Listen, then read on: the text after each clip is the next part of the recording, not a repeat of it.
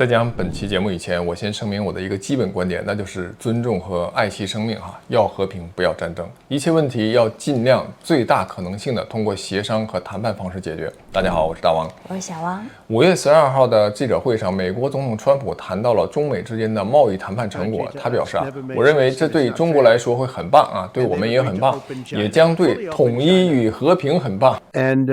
I think it's going to be fantastic for China. I think it's going to be fantastic for us. And I think it's going to be great for unification and peace. 这句话中的统一 unification 这个词立刻就引起了外界的广泛猜测，尤其是在台湾引发了极大的关注和担忧。赖清德办公室发言人郭雅慧13号迅速就回应，表示目前并未掌握谈判内容涉及到台湾相关议题的情况。他说，美国方面并没有告知台湾有关谈判涉及台湾的任何内容。针对这个事件，美国在台协会 AIT 也立刻做出了回应，他们澄清说，特朗普总统提到的统一是指中美贸易关系的统一，而不是涉及台湾问题。那 AIT 发言人还表示，就很明显，川普总统是在讨论美中贸易的背景下提到的统一。他们还强调，就是说美国对台湾的政策没有改变仍然坚持一个中国政策，并致力于根据与台湾关系法来提供台湾防御的能力。简单说就是一切都没变，是吗？对，其实本质就是川普他就是一个准政治素人。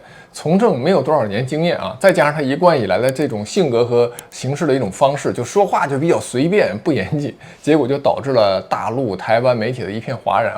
有些人就嚷嚷就说美国总统川普支持大陆统一台湾了。虽然这算是一个乌龙事件，但台湾方面的担忧也并非空穴来风。你看，在过去的几个月里面，美国对台湾的一些政策就发生了一些变化。比如美国对台湾的某些产品征收了高达32%的关税这对台湾的出口产业肯定会造成不小的冲击。台湾现在正在积极和美国进行谈判，争取改善关税政策，并且寻求建立更为紧密的一个经贸合作关系。其实更让台湾担心的是，刚刚发生的印巴冲突空战中，中国给巴基斯坦提供的武器装备在实战中展示了真实而强大的实力。昨天我们讲了军售格局将迎来大的变化，那大陆军迷现在集体振奋嗨翻天了。那台湾媒体各种分析忧心忡忡。今天我们就站在一个第三方的客观立场，继续聊聊这次空战的后续可以推测的一些影响。中国战机性能最关键的指标，它到底优越在哪儿中国大陆是否会因为突然加持了这么一个自信，那在外交和地缘政治方面会发生一些政策调整？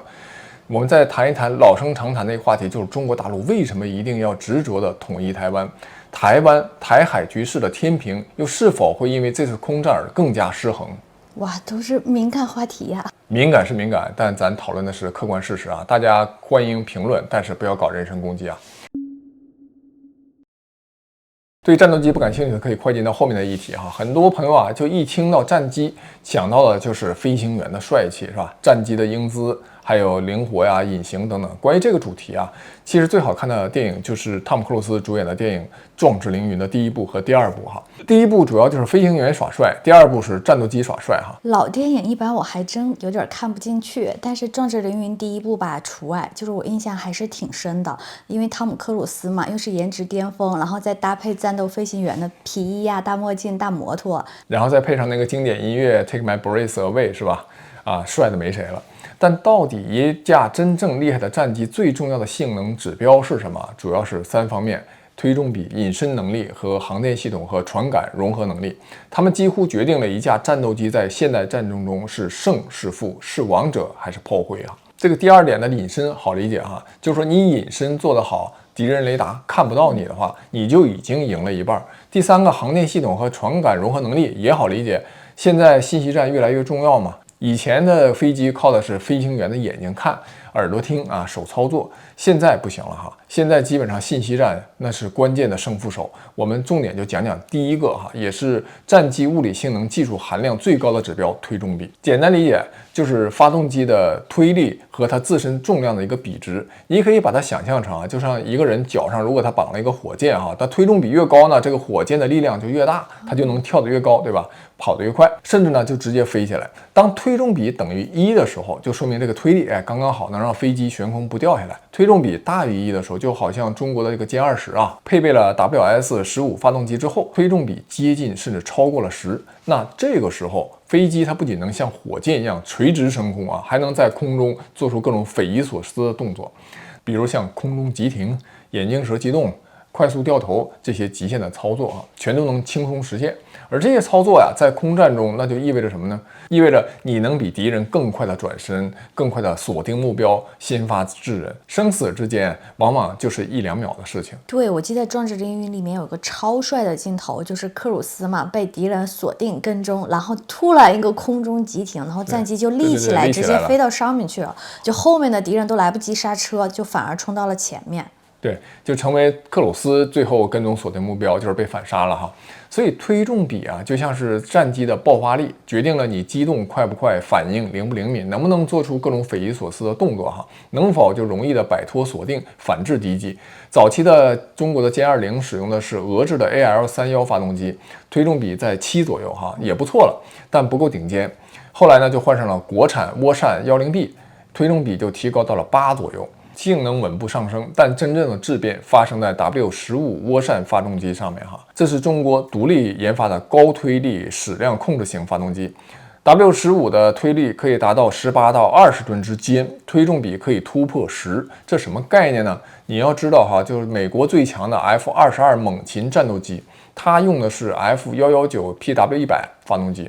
最大推力是17吨。推重比的标称是 9.5， 但今年有传闻说马斯克的政府效率部就发现质疑这个数据是虚高了，实际上只有7左右。所以现在就有人说歼20的推重比已经和 F-22不相上下，甚至超过它，甚至在某些状态下就会更强。涡扇发动机15呢，还有3维矢量喷口，就可以向不同的方向进行喷射，这意味着它在推重比极高的同时，还可以实现快速的横向翻转、快速悬停、急速掉头等等超级的机动动作，这是真正的空战杀器。真实战力就和美国的 F-22猛禽应该就不相上下。综上，现代5代机拼的就是谁更强壮，谁更聪明。强壮就是靠推重比，聪明就是靠信息战和隐身哈。现在中国还在研发6代机，中国在2024年年底完成了第1架验证机的地面测试，最快2030年前后就能完成首飞。这只是中国在战机方面的客观事实优势。在海军领域方面，从山东号、福建号航母到万吨型驱逐舰以及护卫舰、攻击舰、核潜艇、无人舰艇，中国海军的综合实力，现在国际上预估中国海军也仅次于美国已经超越了英国等传统的强国。在这样的一个军事实力背景之下，尤其是这次印巴空战带来的空前的一个影响，颠覆了很多人对于中国军事真实实力的想象。大陆对于自身军事实力的自信也空前的高涨，这必将对中国外交政策和台海局势产生深远影响。大陆一定要统一台湾的原因非常多，包括历史、政治、地缘战略安全。其实不考虑历史因素和政治因素，你只要看这个战略安全，就可以理解这个统一台湾是中国大陆不可能放弃的一个必选项，是一个非常现实的问题。台湾的位置它刚好卡在了中国东南沿海和太平洋之间，是整个第一岛链最关键的一环。总听说第一岛链到底是什么呀？具体展开讲讲。岛链它其实就是一系列的岛屿，就像一条链条一样就横在中国东部的沿海和西太平洋之间。这条链条上的每一个环节其实都是岛屿还有半岛甚至整个国家。别小看这些岛它们组合在一起就形成了一个天然的一个军事防线，能有效的封锁、包围或者说遏制一方势力的出海，就像三国杀的铁索连环是吧？这个是这个意思差不多这个意思。第一岛链呢，从北到南就依次包括日本的列岛，主要是冲绳，冲绳往南是琉球群岛，然后是台湾岛，接下来就是菲律宾群岛，然后一直延伸到马来半岛。也就是说，中国东南沿海这一抬头，几乎就被这一圈岛链给包围住了。它的战略意义是，如果美国或者盟国在这些岛屿上部署了雷达站导弹系统、军舰甚至空军的基地，那中国的海军就很难了，很难突破这个封锁，进入西太平洋。所以第一岛链它就像是美军给中国建了一堵海上的防火墙，这就是美国长期执行的所谓的岛链遏制战略。第二岛链就是在第一岛链之外的第二道防线从日本的小笠原群岛开始了，延伸到了关岛，现在这里也是美国的重要军事基地，关岛我有印象，就我们之前去塞班岛玩的时候看过关岛的介绍。对，这个风景挺美但是暗潮涌动是吧？然后就再到帕劳，最后接近新几内亚、澳大利亚的北部。相比于第一岛链，第二岛链更远离中国的本土，横跨了整个的西太平洋。它的作用是作为第二道的封锁线，一旦说中国突破第一岛链，美军就可以在第二岛链进行拦截和反击。这两条岛链合在一起，就形成了一个环形的防御攻势，帮助美国在太平洋地区能维持绝对的战略主动权。所以，只要被锁在第一岛链内，中国海军的战略空间就极为有限。无论是航母的编队出海、远程战略投送，还是对印太地区的影响力扩张，都难以展开拳脚。而突破这第一岛链进入太平洋的深处，就意味着中国真正具备了蓝水海军的能力，也就是能够在全球范围内活动的战略军力。所以第一岛链和第二岛链，它不只是地理上的岛屿串联，更是全球两个五常核大国博弈的海上锁链与通道。所以中国就一直有个执念，就想要成为真正的全球强国的话，就必须要从两道岛链中突围而出。岛链它不只是一个地图上的几块陆地啊，它们是21世纪海洋霸权争夺的核心地带，而台湾就是第一岛链核心中的核心。那对于大陆来说，如果台湾处于别国势力的控制之下，比如美国那在那儿建立了军事基地的话，不仅意味着难以进入太平洋的深处，而且对中国来说，就相当于对手有一个桥头堡，随时可以投射力量到华东沿海，甚至威胁上海、福州、广州等核心的经济带。所以，如果台湾独立了，或者变成美国的军事基地，那么大陆整个东南海域就变成了内海，就被包围了，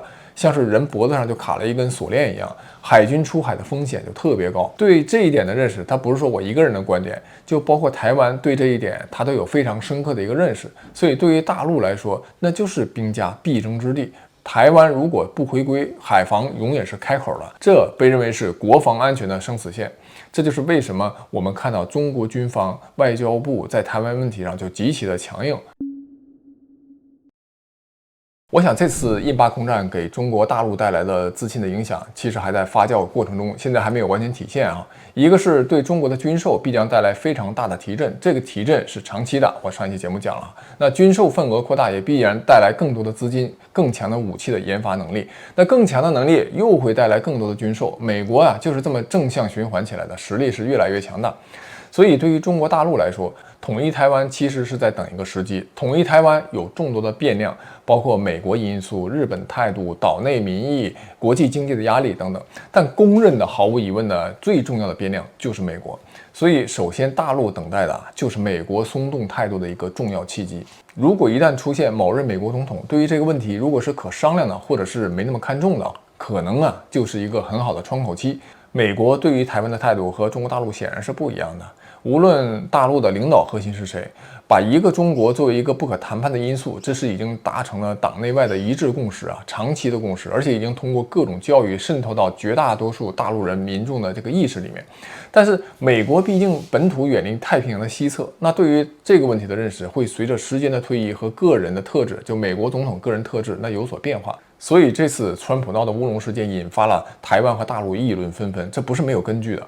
我们常常就听到说如果大陆武统台湾，那美国一定会干预美国一定会去保护台湾。但这个问题其实没有我们想象中的那么简单。首先大家可能就有个误区，以为这个美国总统就是总司令说一句我们参战就能开打，但其实没有那么简单。根据美国的宪法，宣战的权利实际上是属于国会的，也就是说只有美国国会才有权利正式宣战。那总统在这里面发挥什么作用呢？总统他是武装部队的总司令，也就是说军队的最高领导者，但他不能一个人说了算就把美国拖进一场全面的战争。总统他可以在紧急情况下不经过国会的授权就去进行有限的军事行动，比如派航母过去进行空袭甚至特种部队的行动。这在历史上已经发生过很多次了，比如科索沃战争利比亚、叙利亚，美国总统都这么干过。但如果真的到了台海战争这么大规模的军事冲突，那要出动大批的军力长期要驻扎，这可是要跟作为五常之一的核大国中国正面交火，那光靠总统一张嘴是肯定远远不够的。所以说真正决定美国会不会全面参战呢，其实是总统和国会之间的博弈和平衡。举个例子，就如果大陆打响了统一台湾的第一枪，那美国总统想支援台湾，但国会他反对的话，觉得这场仗没有必要耗费太大，或者对美国本身风险太高，那总统就会被国会掣肘，难以动用军力。反过来，如果总统不想参战，但是国会通过了军事授权法案，强烈推动要援助台湾，甚至给出了预算来支持，鼓动民意，那么总统呢就会面临巨大的政治压力哈，特别是要面临选举的总统，他就难以置身事外。那现实中谁最有可能会推动美国出兵援台呀？我们来看这么几个关键的角色。第一个就是总统本人哈，就如果当时坐在白宫里的人他是个鹰派，比如像里根啊、老布什啊这种典型的强硬派，那参战的可能性就非常大。但是如果是偏向务实或者反战的总统，比如像拜登这种谨慎型的，那他可能就更倾向于经济制裁啊，提供军援，避免直接的军事冲突。那川普呢？川普是难以预料型，但是我预测他应该和拜登差不多，他不会选择贸然参战，因为他是一个很显然只愿意占便宜不愿意付出的人啊。连周边的邻居加拿大，你看都要加关税，把这么多年的关系都搞得越来越差。那商人的属性对钱又非常敏感，你看他上来之后，推动美国从多个组织退出那就是为了省钱，而且他非常关注短期利益，所以他应该不会贸然出兵。